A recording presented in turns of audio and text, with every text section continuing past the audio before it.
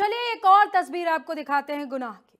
नोएडा का एक शानदार बंगला number 234 sector 105।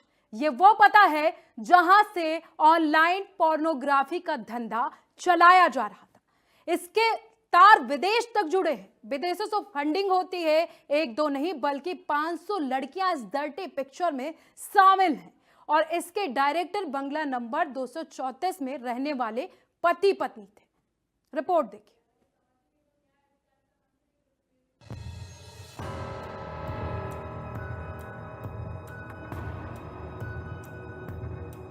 Light, camera, action. Noida में न्यूड शो। पति पत्नी डायरेक्टर, 500 मॉडल्स की डर्टी पिक्चर। शानदार कोठी, काम गंदा। ऑनलाइन पोर्नोग्राफी का गंदा धंधा। सेक्स फाइल्स @कोठी नंबर 234 C234 सेक्टर 105। नोएडा का ये वो बंगला है जहां से ऑनलाइन पोर्नोग्राफी का सनसनीखेज खुलासा हुआ है। शूटिंग भले ही नोएडा में होती थी, लेकिन लाइव न्यूड शो विदेशों तक में स्ट्रीम किए जाते थे। इस बंगले के अंदर से जो खुलासे हो रहे हैं वो बेहद हैरान करने वाले हैं। किस तरह से एक शानदार बंगले के अंदर गंदा धंधा चल रहा था, किस तरह से एक दो नहीं बल्कि 500 लड़कियों को हायर किया गया, किस तरह से न्यूड शो की शूटिंग होती थी। इस बंगले के अंदर की एक एक बात, एक एक तस्वीर आप देखेंगे तो हैरान रह जाएंगे। ईडी की टीम ने 28 मार्च को सेक्टर 105 के C234 बंगले पर छापा मारा तो ऑनलाइन पोर्नोग्राफी रैकेट का पता चला। पूछताछ में सामने आया कि पति पत्नी सोशल मीडिया पर विज्ञापन देकर मॉडल्स की भर्ती करते थे, फिर उनका लाइव कैम पर अश्लील वीडियो शूट कर विदेशी पॉर्न वेबसाइटों पर अपलोड करते थे। इसके एवज में उन्हें मोटी रकम मिलती थी, जिसका करीब 25% मॉडल्स को मिलता था। पति पत्नी 500 से ज्यादा मॉडल्स को हायर कर करीब 22 करोड़ रुपए कमा चुके हैं। प्रवर्तन निदेशालय को 22 करोड़ की फॉरेन फंडिंग का पता चला था। इसका पता लगाने के लिए जांच एजेंसी इस बंगले तक पहुंची थी। बंगला उज्जवल किशोर का है। उन्होंने 5 साल पहले अपनी पत्नी नीलू श्रीवास्तव के साथ मिलकर सब डिजी वेंचर्स प्राइवेट लिमिटेड नाम की कंपनी बनाई। कंपनी के डायरेक्टर उज्जवल हैं। पति पत्नी घर से ही कारोबार की आड़ में एडल्ट वेबकैम स्टूडियो चला रहे थे। टीम ने जब छापेमारी की तो कुछ मॉडल्स यहां वीडियो शूट करती हुई मिली। जांच एजेंसी ने जब उनसे पूछताछ की तो ऑनलाइन पोर्नोग्राफी रैकेट का खुलासा हुआ। मैं इस वक्त मौजूद हूं नोएडा के सेक्टर 105 जो कोठी है C234 के पास। ये कोई कोठी आम कोठी नहीं है। यहाँ कल ईडी की रेड लगी थी शुक्रवार को, यानी कल देर रात जब ईडी की टीम आई, उसने जब यहाँ जांच की तो वो भी हैरान हो गए। दरअसल इस शानदार आलीशान कोठी में पोर्न जो वीडियो होती थी वो परोसी जाती थी ऑनलाइन माध्यम से। लाइव स्ट्रीमिंग होती थी, बाकायदा उसका पैसा लिया जाता था। ईडी ने 2 लोगों को गिरफ्तार किया है, यानी कि जो दंपत्ति थे उनको गिरफ्तार किया है। कल से ही इस घर में ताला लगा है। बड़ी हैरानी की बात है कि ये रिहायशी एरिया और रिहायशी एरिया में पोर्न वीडियो बनाई जा रही है, परोसी जा रही है, ऑनलाइन स्ट्रीमिंग की जा रही है। बाकायदा जो विदेशी पोर्टल हैं, यानी कि जो पोर्न साइट्स है, वहाँ पर वो चीज़ सेल की जाती थी। बताया जा रहा है कि 15.5 करोड़ से अधिक का जो कैश ट्रांजैक्शन है वो ईडी को पता चला। इसके साथ साथ जो दंपत्ति थी वो मॉडल्स का भी सहयोग लेती थी, यानी कि जो मॉडल्स होती थी, हाई प्रोफाइल मॉडल्स होती थी, उनकी वीडियो भी चैटिंग के दौरान दिखाई जाती थी। बाकायदा पैसा लिया जाता था।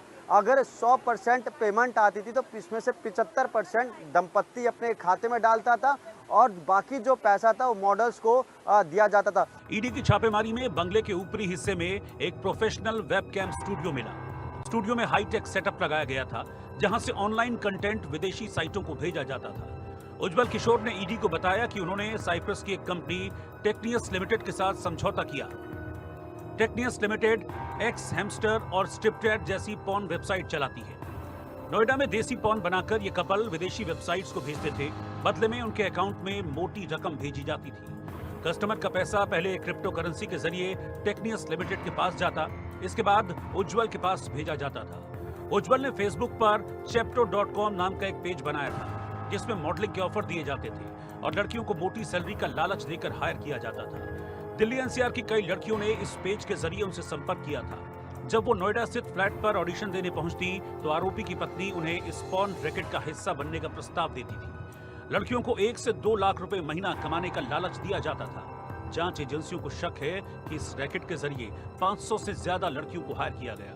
मजबूर लड़कियां, बेरोजगार लड़कियां और जो पैसे के लालच में आकर जो ऐसा काम करती हैं, उनको ये लोग टारगेट करते हैं, उनको ढूंढते हैं, ढूंढ के टारगेट करके उनका ब्रेन वॉश करते हैं। ब्रेन वॉश करने के बाद ऐसी पिक्चर्स बनाने के लिए उनको राजी करते हैं या मजबूर करते हैं। दोनों दिशाओं में बात होती है इसमें।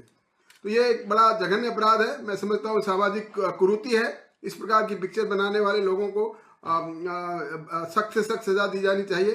हमारे देश में कानून भी है लेकिन इतना सख्त नहीं है, लेकिन फिर भी अगर इन्वेस्टिगेशन ठीक तरह से की जाए तो ऐसे लोगों को कोर्ट के द्वारा सख्त से सख्त सजा दिलाई जाना ये हमारा काम है, और इसके सजा होने के बाद ही ऐसे काम रुकने की कगार पे होंगे। ईडी के मुताबिक ऑनलाइन पोर्नोग्राफी के दौरान लड़कियों के अलग अलग तरीके के टास्क होते, मतलब कस्टमर जितना पैसा भेजता था उसी हिसाब से लड़कियां एक्ट करती थीं।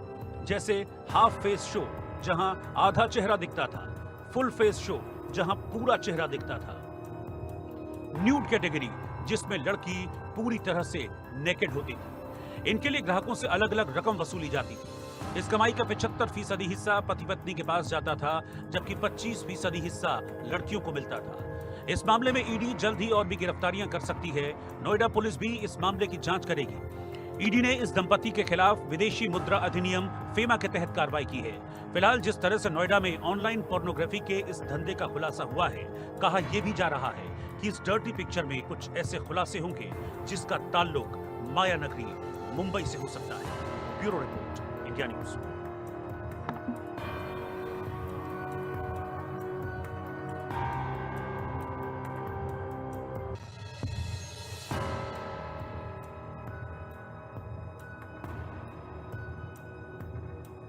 लाइट, कैमरा, एक्शन, नोएडा में न्यूड शो।